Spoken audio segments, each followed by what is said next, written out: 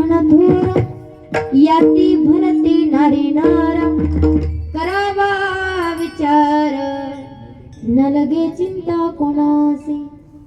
आपल्याला आजची कीर्तनाची साथ लई चांगली भेटलेली। कारण सांगू, आम्ही एका ठिकाणी कीर्तनाला गेलो आणि कीर्तनाला गेल्याच्या नंतर मी तिथं म्हणलं, पाण्यातला मासा झोप घेतो कैसा जावे त्याच्या वंशात तेव्हा कळे। तर मागच्या म्हणत होते, पाण्यातला मासा झोप घेतो कैसा खावे त्याचा रस्ता तेव्हा कळे। असे काही साथ देणारे मंडळी असतात, पण आजच्या ह्या कीर्तनाला सुंदर अशी साथ लाभली म्हणून सगळ्यांचे आभार व्यक्त करते।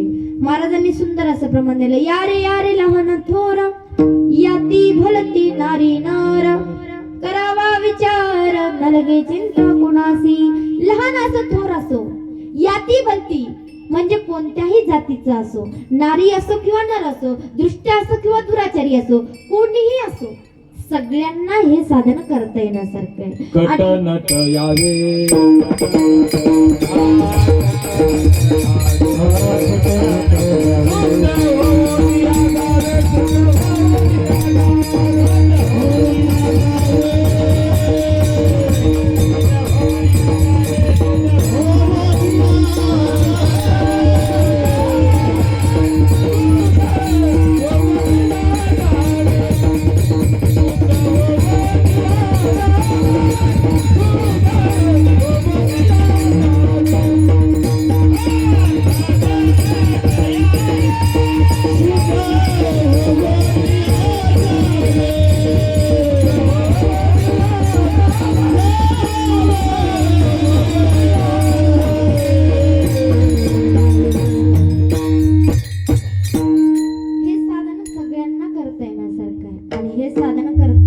याला काळेची वेळेची काही मर्यादा नाही। ज्ञानोबा प्रमाण देतात, काळ वेळ नाम उच्चारिता नाही दोन्ही पक्ष पायी उद्धारते। देवाचं नाम घेत असताना काळेची वेळेची काहीही मर्यादा नाही।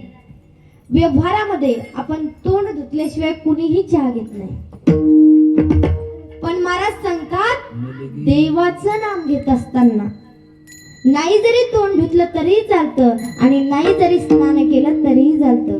नाम जप यज्ञ परम बाधू न शके स्नानादि कर्म नामे पावन धर्म नाम परब्रह्म वेदार्थ।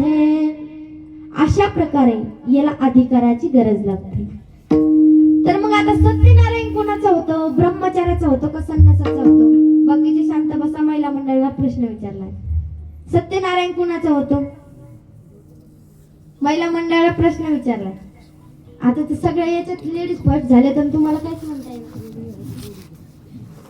सत्यनारायण कोणाचं होतं? ज्यांचं लग्न झालं त्यांचं सत्यनारायण होतो ना। आता तुम्ही बिगर लग्नाच्या मुलाला येऊन बसवा आणि त्याचं जर सत्यनारायण करायचं असेल तर ते जोडी नसेल तर सत्यनारायण होऊ शकतो का? म्हणून सत्यनारायण कुणाचा होतो?